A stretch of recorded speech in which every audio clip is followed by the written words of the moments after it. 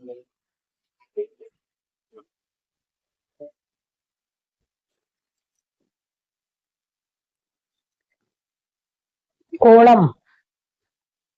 हिंदी का पाठ नंबर 14। ओणम भारत को त्योहारों का देश कहा जाता है। यहाँ वर्ष भर त्योहारों की धूम रहती है। ये त्योहार जन जीवन में चेतना, उत्साह और एकता का संचार करते हैं। दक्षिणी भारत में केरल राज्य का एक विशेष त्योहार है ओणम। लगातार 3 माह की भारी वर्षा के बाद आकाश स्वच्छ और चमकीला नीला हो जाता है। तालाबों, झीलों, नदियों और झरनों में जल की बहुतायत हो जाती है। प्रकृति के सौंदर्य के साथ खिलकर महक उठते हैं, फसलें पककर झूमने लगती हैं। यही समय होता है फसलों के घर आने का, झूमने और खुशियों का त्योहार ओणम मनाने का। यह श्रावण मास में मनाया जाता है। मलयालम में इस मास के चिंग मासम कहते हैं। क्या कहते हैं? चिंग मासम। ओणम के साथ राजा महाबली की पौराणिक कथा जुड़ी है। प्राचीन काल में महाबली नाम के राजा केरल में राज्य करते थे। उनके राज्य में चारों ओर सुख और समृद्धि फैली थी। महाबली अत्यंत पराक्रमी थे। उन्होंने अपने पराक्रम से पृथ्वी और पाताल लोक का स्वामी बनने के बाद आकाश की ओर अधिकार बढ़ाना प्रारंभ किया। इंद्र की प्रार्थना पर भगवान विष्णु ने वामन रूप धारण कर महाबली से दान संपूर्ण पृथ्वी और आकाश मांग लिया तथा महाबली को पाताल लोक भेज दिया। राजा महाबली प्रार्थना पर प्रसन्न होकर भगवान विष्णु ने उन्हें वर्ष में एक बार पृथ्वी पर अपने केरल वासियों का दृढ़ विश्वास है कि प्रत्येक वर्ष महाबली ओणम के दिन केरल राज्य में आते हैं। इस दिन महिलाएं उनके स्वागत के लिए अपने घरों के प्रवेश द्वार विभिन्न प्रकार से सजाती हैं और रात्रि में दीप जलाती हैं। ओणम आनंद और उल्लास का पर्व है। यह 4 दिन तक मनाया जाता है। कितने दिन तक? 4 दिन तक। पहले घर की लिपाई पुताई और पास पड़ोस को स्वच्छ किया जाता है। सब घरों के आंगन रंग बिरंगे फूलों की आकृति फूल चक्रों से सजाए जाते हैं, जिसे कलम कहते हैं। कलम की सजावट में परिवार की स्त्री, पुरुष और बच्चे सभी उत्साह पूर्वक योगदान देते हैं। विष्णु महाबली की मूर्तियों को चावल के आटे और उन्हें नन्हे नन्हे सफेद द्रोण पुष्पों से सजाया जाता है। कलम के निकट दीप रखकर इन मूर्तियों की पूजा की जाती है। पहला दिन सार्वजनिक महत्वपूर्ण होता है। इसे कलम कहते हैं। तिरु पारिवारिक जनों में मिलन, पारस्परिक प्रेम और सहयोग का पर्व है। इस दिन बाहर गए हुए लोग परिवार में लौट आते हैं और उल्लासपूर्वक मिलजुल कर त्योहार मनाते हैं। सभी लोग नए और स्वच्छ वस्त्र धारण करते हैं। मध्याह्न काल में सब एक साथ बैठकर केले के पत्ते पर भोजन करते हैं। यहाँ केले के पत्ते पर भोजन करना अत्यंत पवित्र माना जाता है।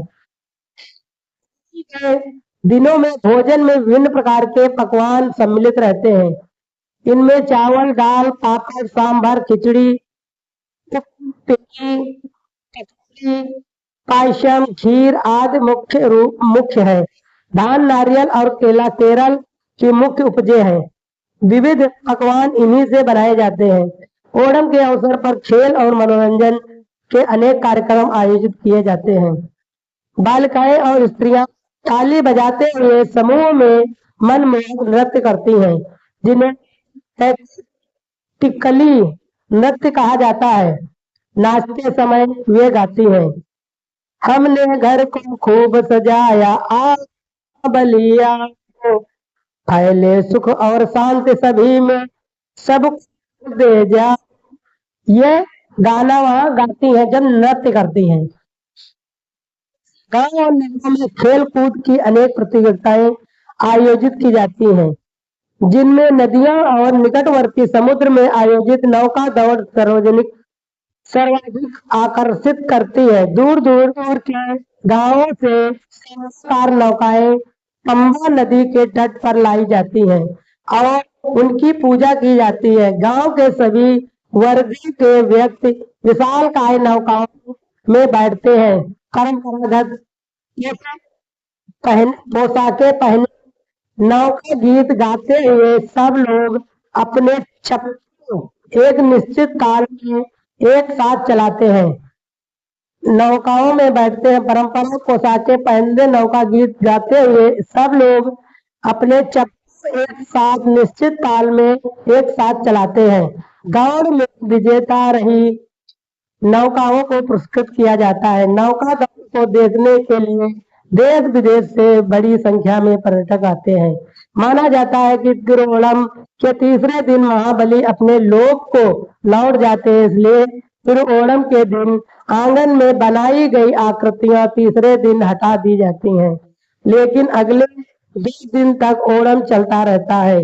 केरल वासी बीते हुए ओणम की मधुर यादों और अगले ओणम की प्रतीक्षा में पुनः खुशी से अपने कार्यों में लग जाते हैं।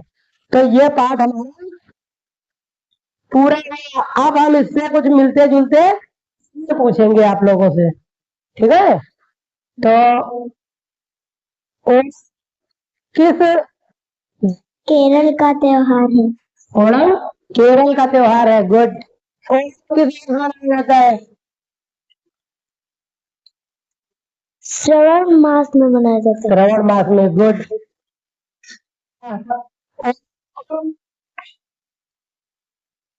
क्या मनाया जाता है? धान। धान। Good, very good. में पौराणिक कथा एक जुड़ी हुई है ना? कहते हैं पौराणिक कथा जुड़ी है। उस राजा का नाम क्या था?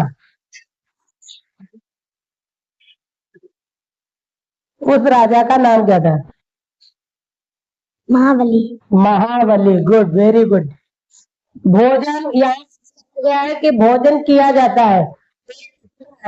उस बताना है तुमको कि वो किसका पत्ता है, किस चीज का पत्ता है जिस पर रख के भोजन किया जाता है?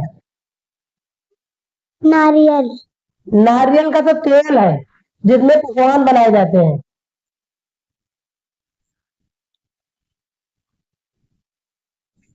नहीं पता? चलो ठीक, तुम बताओ।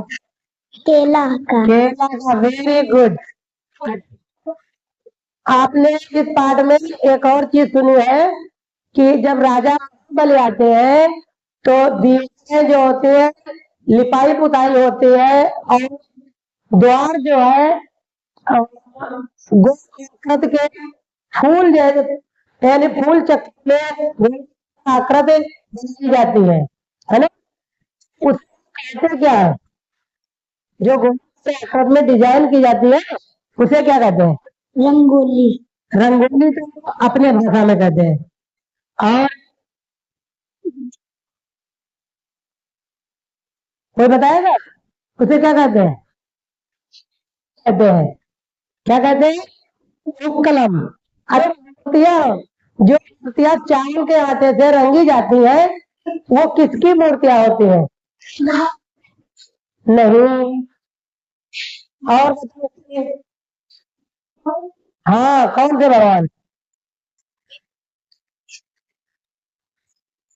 हाँ? भगवान विष्णु जो जाते हैं यहाँ पर, है ना? केरल में जो पकवान बनाए जाते हैं, ठीक है, वो किसके तेल से बनाए जाते हैं? नारियल। नारियल के तेल। Very good, very good, very good.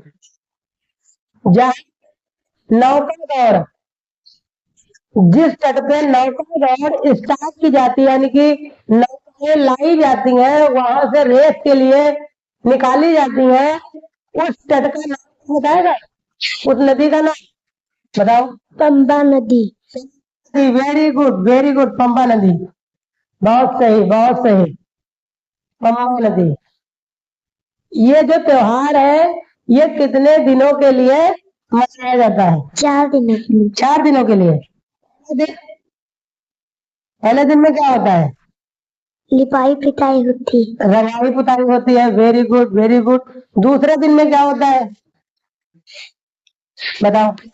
दूसरे दिन में क्या होता है? पकवान बनाए। पकवान बनाए जाते हैं। और तीसरे दिन में तीसरे दिन में पूरा गांव जो मिलन होती है ना? मिलन होती है। हाँ वेरी गुड। तीसरे दिन में नाच होती है, में मिलन भी होती है। ठीक है। हाँ, तो इससे कुछ मिलते जुलते प्रश्न से ये पूरे हुए हैं। और ये मेला 3 दिन